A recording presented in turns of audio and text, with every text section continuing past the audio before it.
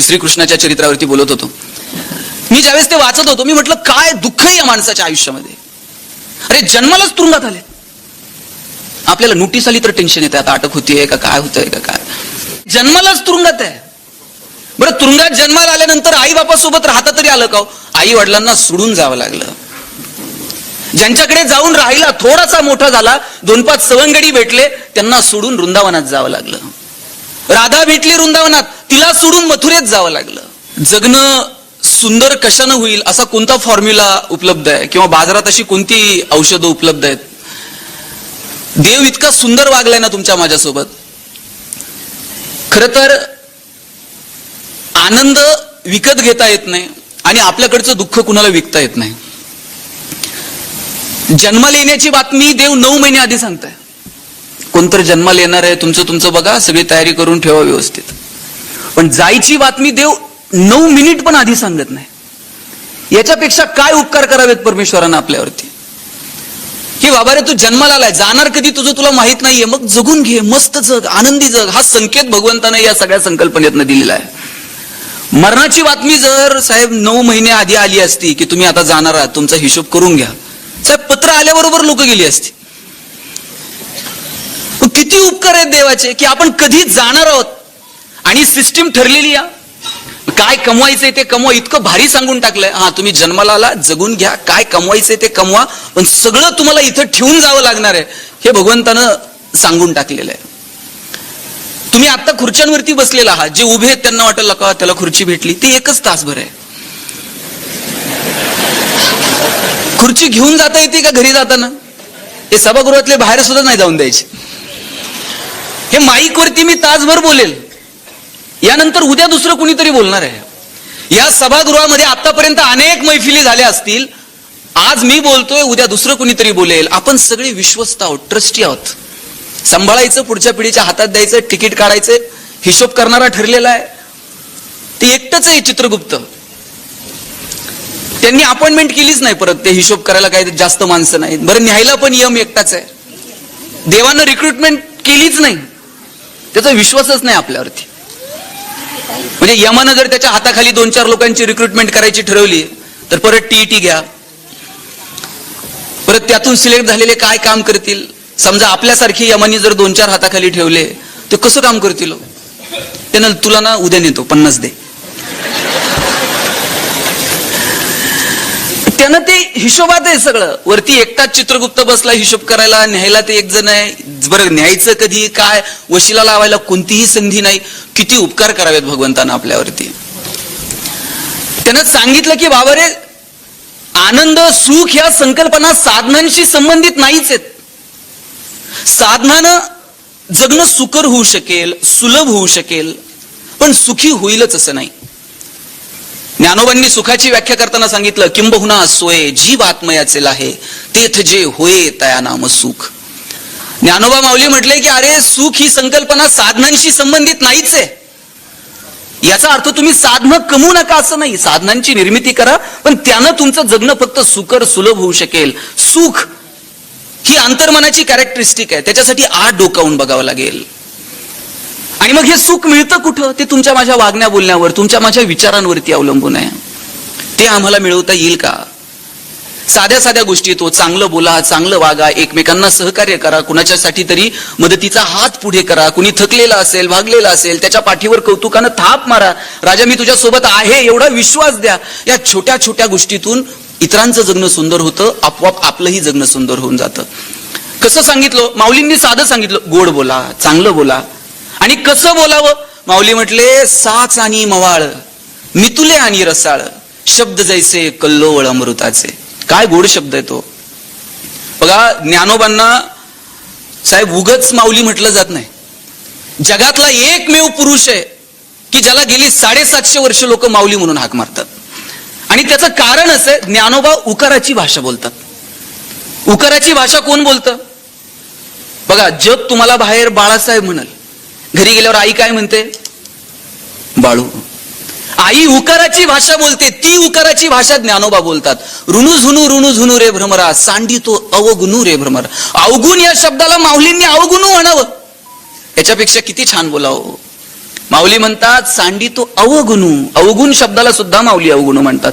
आणि ते ज्ञानोबा सांगतात कसं बोला, साच आणि मवाळ, मिथुले आणि रसाळ, शब्द जैसे कल्लोळ अमृताचे. आपल्याला गोड बोलायला लागतंय काय हो? गोड बोलल्याबरोबर असा मेसेज येतोय का, डेबिटेड अमुक अमुक अमाऊंट? लोक गोड बोलायलाच तयार नाही तो. म्हणजे ते पेशंट चेक करायला डॉक्टर आले आणि डॉक्टर त्या पेशंटला चांगलं सांगत होते, जरा चांगलं खात जा, बाहेरचं फास्ट फूड जरा बंद कर, चांगलं चुंगलं खाण्यावर 2 पैसे खर्च कर. बायको बाहेरून पळत आली, पैसे खर्च करत नाही, मग म्हणली असं डॉक्टरच्या मड्यावर पैसे घालावं लागते. ते डॉक्टर बघतोय का नीट? कसं बोलावं हा कॉमन सेन्स आहे हो. फार ज्ञान मिळवलं म्हणजे जगणं सुंदर होतं असं नाही. फार मनगटात ताकद मिळवली म्हणजे जगणं सुंदर होतं असंही नाही. मनगटात ताकद असावी, ज्ञान असावं, पण या सगळ्याचा मेळ कसा घालायचा याचा एक कॉमन सेन्स लागतो. सुंदर जगायला अपेक्षित असणारा कॉमन सेन्स आपल्याकडे आहे का, हा प्रश्न आपण आपल्याला विचारला पाहिजे, कुणी दुसऱ्याने विचारण्यापेक्षा. ते माझा भाचा आहे, छोटा आहे, मी त्याला ते म्हटलं मामा गोष्ट सांग. मी म्हटलं ते ससा कासवाची शर्यत सुरू झाली आणि कासव पुढे निघून गेलं, ससा झोपला आणि कासव जिंकलं आणि गोष्ट वगैरे झाल्यानंतर मी त्याला विचारलं आता या गोष्टीतनं काय शिकला. म्हणला मामा मी एकच शिकलो. म्हटलं काय? म्हणला शर्यत हारली तरी चालेल, दुपारची झोप झाली पाहिजे. कसला कॉमन सेन्स आहे का काय? म्हणजे तुमच्याकडे असणारं ज्ञान, तुमच्याकडे असणारी ताकद याचा मेळ कुठे घालावा याच्यासाठी एक कॉमन सेन्स लागतो. मला वाटतं तो आपल्यात आहे का, तो आपण येणाऱ्या पिढीला त्यांच्यामध्ये तो निर्माण व्हावा याच्यासाठी आम्ही कधी त्यांच्याशी बोलतो का, संवाद साधतो का, जग त्यांना दाखवतो का? मला वाटतं या सगळ्या गोष्टींचा कुठेतरी विचार व्हायला हवा. येणाऱ्या पिढीला थोडंसं मागे वळून दाखवता येईल का? त्यांना जवळ घेऊन रामकृष्ण सांगता येईल का? त्यांना ज्ञानोबा तुकोबा सांगता येतील का? शिवाजी संभाजी राजांच्या आयुष्यातला संघर्ष, त्या संघर्षातली मजा, संकटाच्या समोर छाती काढून उभं राहणं काय, हे येणाऱ्या पिढीला सांगता येईल का? जगण्यातल्या क्षणाक्षणाची मौज घेता येईल का, मजा घेता येईल का? कधीतरी संकटांना असं मिश्किलपणे सामोरं जाता येईल का? या गोष्टींवरती आपण कधी बोलणार आहोत मला सांगा. अरे मला भगवान कृष्णाचं चरित्र तर इतकं भारी वाटतं.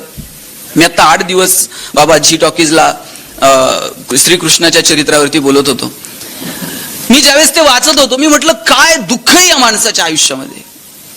अरे जन्मालाच तुरुंगात आले, आपल्याला नोटीस आली तर टेन्शन येते, आता अटक होतीये का, काय होतंय का काय.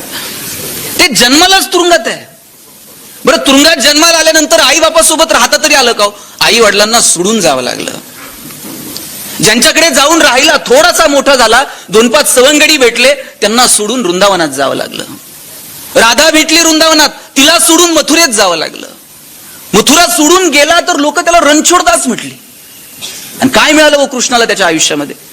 कौरव पांडवांचं युद्ध झालं. युद्ध झाल्यानंतर गांधारीला भेटायला गेला कृष्ण आणि गांधारी कृष्णाला म्हटली कृष्णा पांडवांना जशी गीता सांगितली, अर्जुनाला गीता सांगितली, पांडवांना धर्म समजावून सांगितला, तसाच धर्म जर माझ्या लेकरांना समजून सांगितला असता तर माझ्या कुळाचा अंत झाला नसता.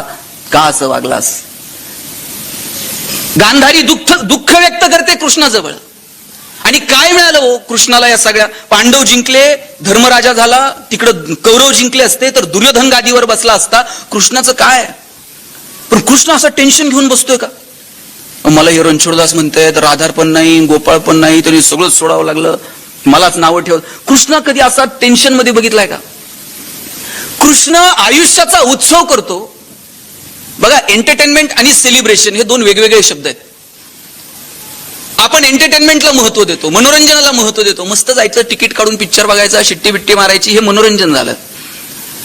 कृष्ण असा पायावर पाय टाकून बसतो का? ए तुम्ही बासरी वाजवा मी ऐकतो, ए तुम्ही नाचा जरा मी बघतोय ना, असं करते? कृष्ण स्वतः बासरी वाजवतो, स्वतः सगळ्यांना गोळा करतो, जात धर्म पंथ सगळी पोरं एकत्र करतो, काला करून खातो कृष्ण. त्या काळामध्ये सांगतो इंद्राची पूजा विजा करू नका रे, मी आहे, चला या गोवर्धनाची पूजा करू म्हणतो. हे धाडस कृष्णामध्ये आणि जगण्याचा उत्सव करून टाकतो कृष्ण. मला वाटतं हा जगण्याचा उत्सव आपल्याला करता येईल का? आपल्याला आपल्या जगण्यातल्या आपल्या आवडीनिवडी शोधता येतील का? आपल्या आनंदाच्या जागा शोधता येतील का? काय धमाल आहे कृष्णाचं चरित्र. अरे कृष्णन त्यांचे सवंगडी सगळेजण असे त्या गोपिकांचे माठ फोडायचे, दही दूध लोणी चुरून न्यायचे. ते दही दूध लोणी चोरायचं म्हणजे काय त्याच्या घरी नव्हतं का? तो सांगत होता त्या गोपिकांना, बाबा हे फक्त मथुरेचा बाजार सजवायला नाही, तुमच्या लेकरांना खाऊ घाला. कुपोषणाच्या विरोधात आवाज उठवणारा पहिला आद्य क्रांतिकारक जर कोण असेल तर भगवान कृष्ण आहे. हे तुम्ही पण खायचं असतंय, फक्त विकायचं नाही. आणि मग ती सगळ्यांकडे चोरी करायचा. आणि एक गवळण होती, ती म्हणली ते माझ्या घरी काय येत नसतंय. कृष्ण म्हणला असं आहे का, आज संध्याकाळी हिच्या घरी म्हटले. तिनं काय केलं, ती झोपताना ते लोणी सगळं वरती असं मडक्यात ठेवलेलं, त्या मडक्याला एक घंटी लावलेली आणि त्या घंटीची दोरी स्वतःच्या पायाला बांधून ठेवलेली होती. आता ते कृष्णन ते आले आणि झेप घेणार, मडक्यात हात घालणार. कृष्णानं बघितलं घंटी इथं, म्हटलं. कृष्णानं त्या घंटीकडे बघितलं आणि म्हटलं ही जर वाजली तर गवळण उठतीये, नंतर बदड बदड बदडतीये. ते घंटीला कृष्ण म्हटला, हे बघ आम्ही इथं लोणी खायला आलोय, तू जर थोडी जरी वाजली ना, उद्यापासून एका मंदिरात ठेवणार नाही म्हणले. ती घंटी म्हणली तुला काय खायचंय ते खा, काय करायचं ते करा म्हटले. सगळे त्याचे जे मित्र होते, सवंगडी होते, सगळ्यांनी ते लोणी फस्त केलं. पा एक दोन घास शेवटचे उरले. आणि कृष्ण म्हणला जरा लाजा बाळगा, मला एखादा घास ठेवा. मग ते बाकीचे म्हणले हा घे, शेवटचा राहिलाय. कृष्णाने त्या मडक्यात हात घातला, लोणी उचललं, तोंडाला घास लावला आणि घंटी वाजायला लागली ना. आतापर्यंत वाजली नाही, आता वाजायला लागली. गवळण उठली, सगळ्यांना बदडलं. आणि कृष्णाला म्हणली तुला बांधून ठेवते म्हणली, थांबा थांब. कृष्णन ते जायला निघाले. कृष्ण जाताना त्या घंटीकडे बघतो, म्हणला सगळे खात होते तेव्हा वाजली नाही, माझ्याच वेळेस तुला काय झालं? घंटी म्हटली देवा सगळे खात होते तेव्हा वाजली नाही, पण जेव्हा देव प्रसाद घेतो ना तेव्हा जर वाजले नसते तर अख्ख्या कुळाला बट्टा लागला असता. म्हणजे माझ्या कुळाला बट्टा लागू नये म्हणून मला वाजावं लागलं. प्रथा आहे रे बाबा, देव प्रसाद खाताना वाजावं लागते. बघा त्यातला मतितार्थ लक्षात घ्या. निर्जीव गोष्टींना सुद्धा वाटतंय आमच्या बाप दाद्यानं जे केलं ते आम्ही चांगलं पुढे घेऊन जावं, आम्हाला का वाटत नाही? बरं आम्ही असलं केलंय काय नेमकं की जे आमच्या पुढच्या पिढ्यांनी लक्षात ठेवावं, आमच्या पुढच्या पिढ्यांनी आमचा चांगुलपणा सांगावा, आमच्याकडे बघून काहीतरी चांगला आदर्श घ्यावा, आमच्याकडे पाहून त्यांनी त्यांचं जगणं ठरवावं. असं आम्ही नेमकं काही करू शकलो का? मला वाटतं ते येणाऱ्या पिढीला सांगावं लागेल, त्यांचं जगणं समृद्ध करावं लागेल. मला कृष्ण आणि ज्ञानोबा हे दोन महान वक्ते वाटतात बाबा या जगातले. कृष्णानं गीता कुठं सांगितली हो? ऑडिटोरियम मध्ये सांगितली का अशी एसी हॉलमध्ये? कृष्णानं गीता थेट कुरुक्षेत्रात सांगितली. आता शंख वाजणार आहेत, जगातले सगळे महान योद्धे एकमेकावर तुटून पडणार आहेत, मृत्यूचा तांडव उभा राहणार आहे. आणि तिथं कृष्ण गीता सांगतो, अर्जुना शस्त्र उचल.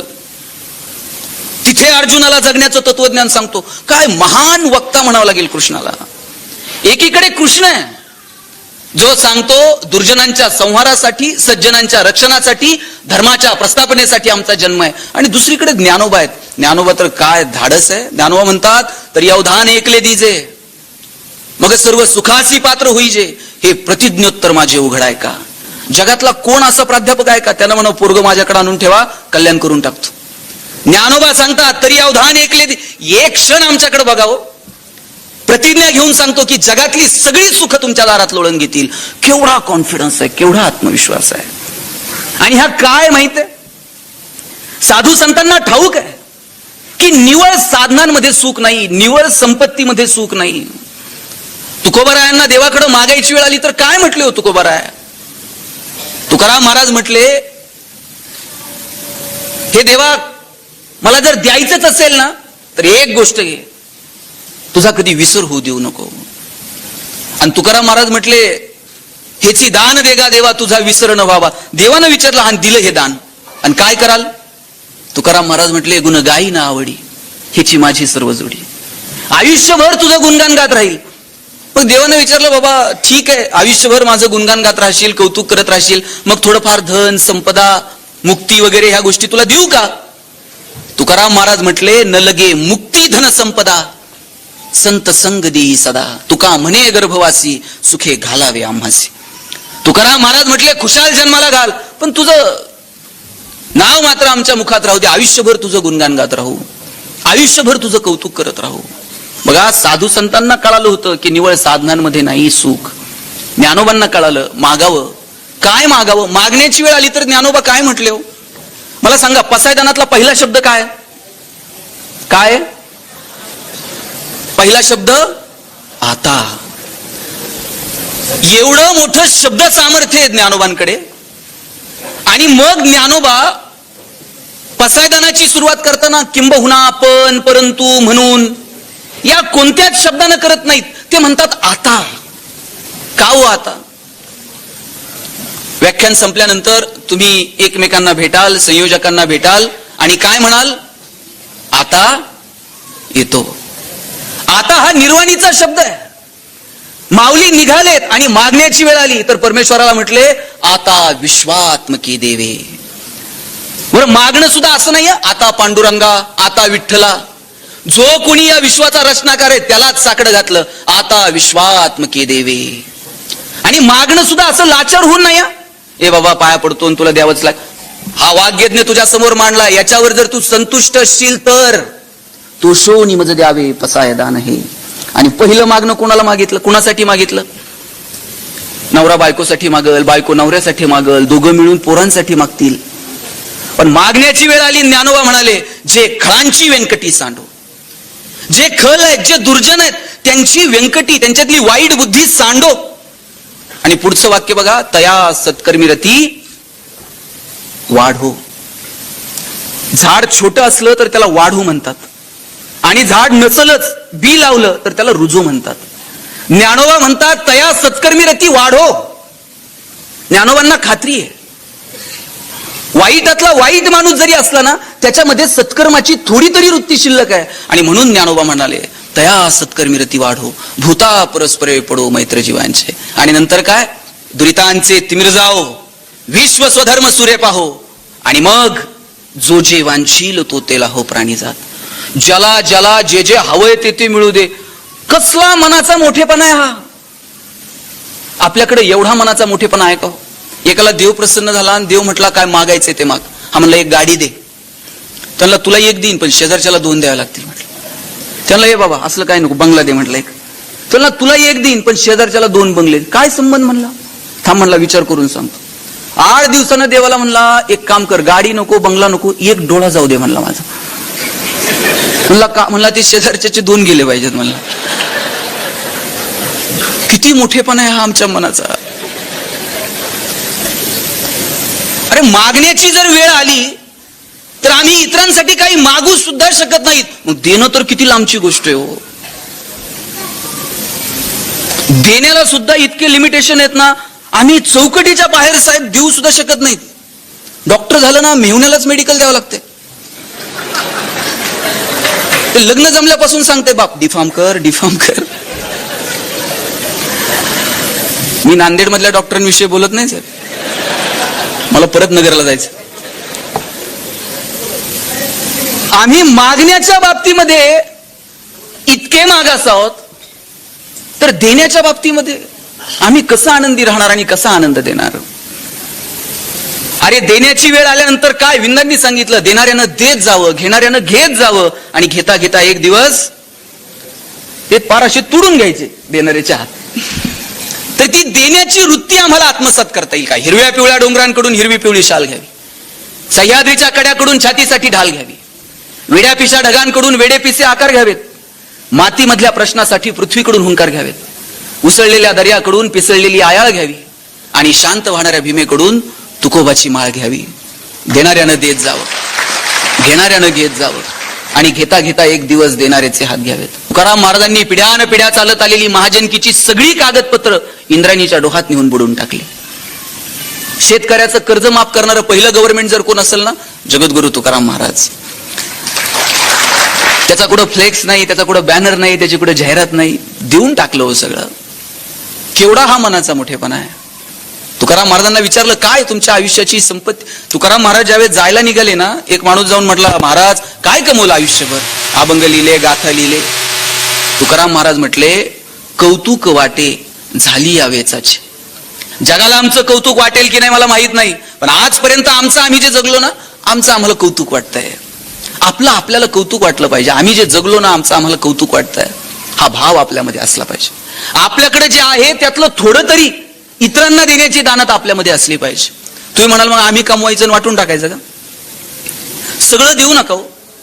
पण ज्यांच्या दारात बाग फुलून आली त्यांनी 2 फुलं द्यावीत. ज्यांचे सूर जुळून आले त्यांनी 2 गाणी गावीत. ज्यांच्या दारात आभाळ भरून आलं त्यांनी ओंजळभर पाणी द्यावं. आणि ज्यांची उंची आभाळाला टेकली त्यांनी अशाच मानावर करून बघू नये, थोडंसं खाली झुकावं. आणि जी लोक मातीमध्ये मिसळतात त्यांना थोडंसं वरती उचलून घेता येईल का, मला वाटतं याच्यासाठी प्रयत्न करावा. मी असंच एका व्याख्यानात म्हटलं, आपल्याकडे जे आहे त्यातलं थोडं तरी इतरांना देत जावं. त्या 2-3 जणांनी इतकं मनावर घेतलं, म्हटलं लका आपण तर दिलंच नाही आजपर्यंत, थोडं तरी दिलं पाहिजे म्हटलं. जाताना हिशोबच करत होते किती द्यायचं काय, आणि रस्त्यानं जाता जाता त्यांना सोन्याचा हंडा सापडला. आता तर म्हणले सगळं देवाच्या कृपेनं सापडलंय, म्हणले यातलं थोडं तरी द्यावं लागतंय म्हटलं. ते एक जण म्हणला किती द्यायचं, म्हणलं तू का टेन्शन घेतलं, देऊ आता हे सगळंच फुकटचं आहे, थोडंफार देवाला देऊ. अरे पण म्हणला थोडंफार म्हणजे किती, एक काम करू म्हटलं, बांगडी असते ना, बांगडी एवढं वर्तुळ आखायचं म्हणलं जमिनीवर, आणि आपल्याला सापडलेलं सोनं म्हणलं वर फेकायचं. जेवढं त्या बांगडी एवढ्या वर्तुळात पडन तेवढं म्हणले देवाला, आणि त्या वर्तुळाच्या बाहेर पडन तेवढं म्हणले आपल्याला. दुसरा म्हटला काय नालायक आहेस म्हणला, सगळं देवाच्या कृपेनं सापडलं आणि तू म्हणतो बांगडी एवढ्या छोट्या वर्तुळात म्हणला पडतंय का नाही पडतंय काय. म्हणलं मग काय कर, छोटं नाही म्हणलं अख्ख्या गावाला वर्तुळ आखायचं, सोनं वर फेकायचं, आणि जेवढं वर्तुळात पडन तेवढं आपलं.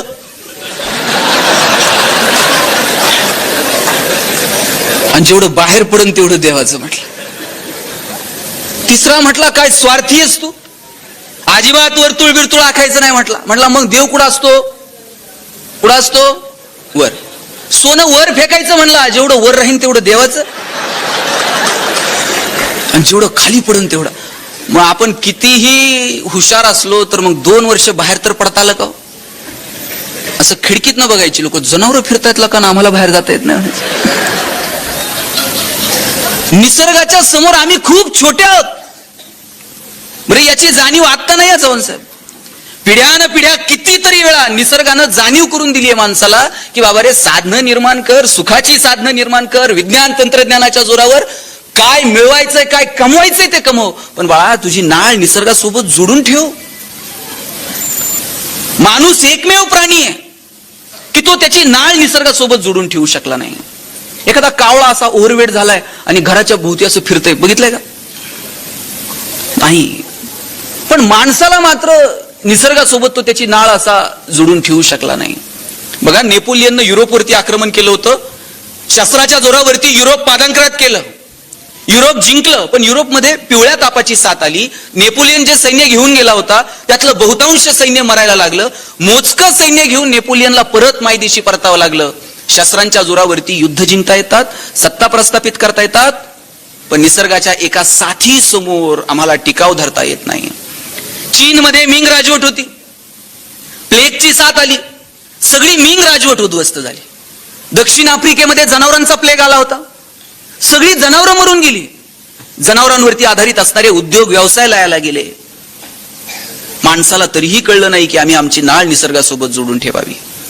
मला वाटतं आम्हाला निसर्गाच्या पूरक जगता येईल का, निसर्गातल्या छोट्या छोट्या गोष्टींचा आनंद घेता येईल का. मुळात आम्ही निसर्गाची एक अनमोल देण आहोत माणूस म्हणून, पण आम्ही सगळ्या इतर गोष्टींना दुर्मिळ समजायला लागलो. आणि अरे आम्हीच दुर्मिळ आहोत. जगातला सगळ्यात हुशार प्राणी कोण आहे, कोण आहे? विश्वास नाही का तुमचा? आणि जगातला कोण आहे सगळ्यात हुशार माणूस, कोण आहे? प्राणी, माणूस आहे. आणि हे कुणी जाहीर केलंय? मग आता आपण जाहीर केलंयच तर मग सिद्ध करायची जबाबदारी आपलीच आहे की नाही?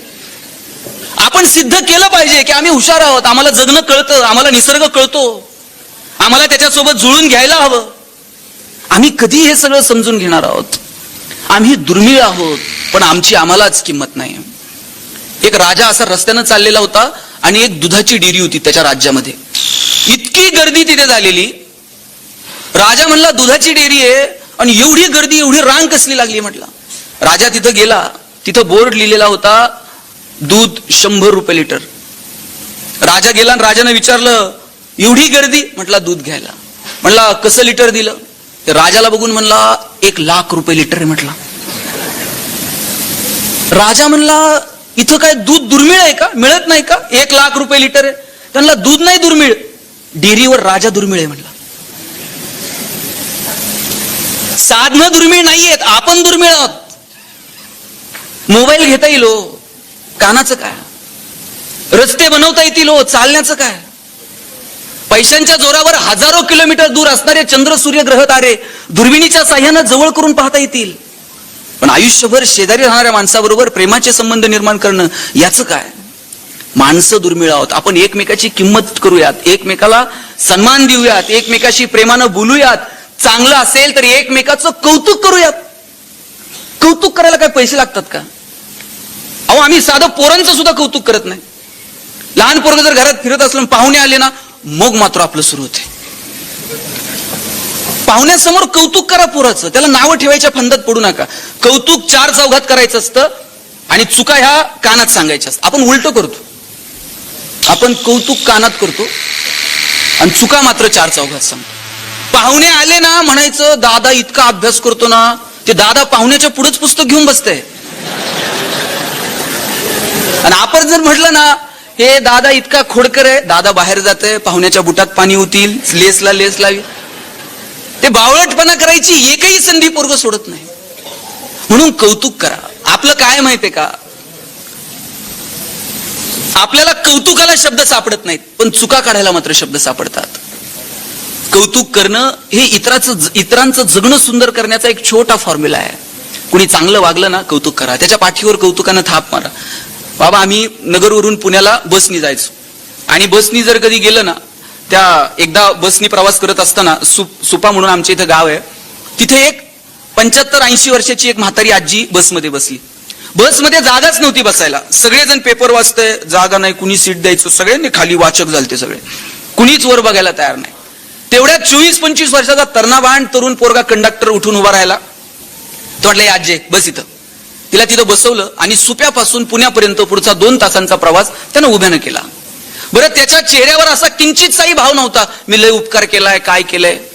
बसमधून उतरल्यावर मला भारी वाटलं. म्हटलं, काय कंडक्टर आहे. त्या आजीला बसवलं, उभ्यानं प्रवास केलाय आणि काहीच नाही. म्हटलं, याचं कौतुक केलं पाहिजे. बसमधून उतरताना मी त्याला म्हटलं, तुझ्यासारखा कंडक्टर मी 2 वर्षात बघितला नाही. म्हटलं, जरा एक सेल्फी घेऊ का आपण. ते सेल्फी घेऊ का म्हटलं, त्यानं कंगवा काढला, केसावून फिरवला आणि फोटो काढताना म्हटला, दादा आपली एसटी पण आली पाहिजे. म्हटलं, एसटी इथे का बघ. म्हटलं, मला कौतुक वाटलं, किती प्रेम आहे त्याचं त्याच्या कामावरती. चांगलं काम करणाऱ्या माणसाचं कौतुक करा. आता हे असे किस्से आम्ही सांगतोय, भविष्यात सांगावं लागेल. एक काळ होता, एसटी होती लाल रंगाची, त्याच्यात 2 माणसं असायचे खाकी कपडे घालून. अशी वेळ येऊ नये भविष्यात. खरं तर चांगलं काम करणाऱ्या माणसाचं कौतुक करावं. आपल्याला कौतुकाला शब्द सापडत नाही. मी भाषणात म्हटलं, बायकोचं कौतुक करत चला, एक भांडायलाच लागला आल्यावर. म्हटलं, काय सांगता कौतुक करा. अरे म्हटलं, झालं काय. म्हणलं, लय वेळा कौतुक केलं, तिला ऐकायलाच येत नाही. म्हटलं, खरं सांग, तिला ऐकायला येत नाही का, ती तुझं ऐकत नाही. त्याला माझं ऐकत नाही कसं. म्हटलं, ऐकायलाच येत नाही. म्हटलं, मग डॉक्टरकडे जा, कानावर इलाज कर आणि मग कौतुक करत जा. म्हटलं, हे करतो. म्हटलं, डॉक्टरकडे गेला. म्हणला, डॉक्टर साहेब, बायकोला ऐकायला येत नाही. डॉक्टर म्हटले, तिला घेऊन या. नाही म्हटलं, इथूनच काय असेल ते गोळ्या औषधं द्या. डॉक्टर म्हणले, कुठे येड्याच्या नादी लागतं. म्हणले, एक काम कर, घरी जा आणि किती अंतरापर्यंत ऐकायला येत नाही ना, तेवढं जरा मोजून ये म्हणले. म्हणलं, सोपं काम आहे. म्हणलं, घरी गेला, बेल दाबली, पोरानं दार उघडलं. पोरानं दार उघडल्याबरोबर यानं दारातूनच आवाज दिला, अगं भाजी काय केली. तिकडून काहीच प्रतिक्रिया नाही. याला कळालं, बायकोला दारातून ऐकायला येत. सोफ्याजवळ गेला, तिथून आवाज दिला, अगं भाजी काय केली. तिकडून काहीच प्रतिक्रिया नाही. याला कळालं, हॉलमधून पण ऐकायला येत नाही. किचनच्या दारात गेला, अगं भाजी काय केली. तिकडून काहीच प्रतिक्रिया नाही. याला कळालं, प्रकरण गंभीर आहे, किचनच्या दारातून पण ऐकायला येत नाही. शेवटी बायकोच्या मागं जाऊन उभा राहिला आणि जोरात ओरडला, अगं भाजी काय केली. बायकोनं हातातली कढई अशी दंदिशी आदळली. म्हणली, 4 वेळा सांगितलं ना तुला बटाट्याची केली म्हणून.